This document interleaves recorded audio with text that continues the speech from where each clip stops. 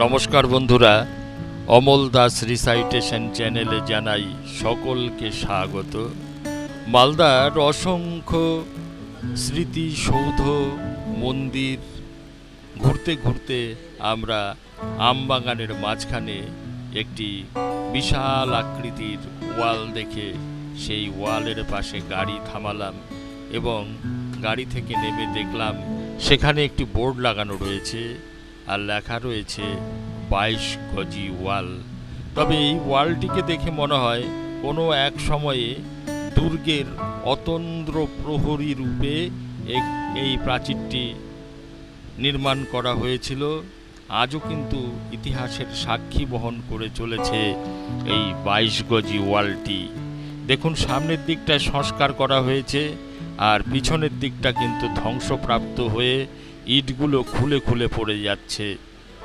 আর আমার চ্যানেলে যদি আপনারা নতুন হয়ে থাকেন, আমার চ্যানেলটিকে অবশ্যই সাবস্ক্রাইব করবেন, সঙ্গে বেল আইকনটিও প্রেস করে দেবেন। এই রকম নতুন নতুন ভিডিওর নোটিফিকেশান আপনাদের কাছে পৌঁছে যাবে। দেখুন, সামনের দিকটা সংস্কার করা হয়েছে আর পিছনের দিকটা খুলে পড়ে যাচ্ছে। আর এই ওয়ালটিকে কিন্তু পশ্চিমবঙ্গ রাজ্য সরকারের পর্যটন দপ্তর দেখাশোনা করে থাকে। আর দেখুন, মালদার আম জগৎ বিখ্যাত।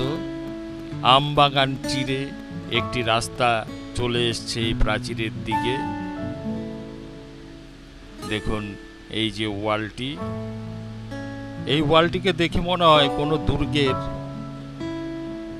প্রাচীরে ঘেরা ছিল বা বহিরাগত শত্রুদের আক্রমণ থেকে রক্ষা পাওয়ার জন্য এই প্রাচীরটি নির্মাণ করা হয়েছিল।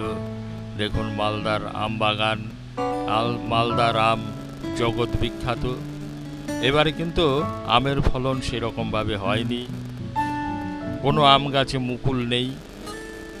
আর আমরা যে বাহনটিতে করে এসেছিলাম, দেখুন এই যে এই বাহনটি এখানে দাঁড়িয়ে রয়েছে।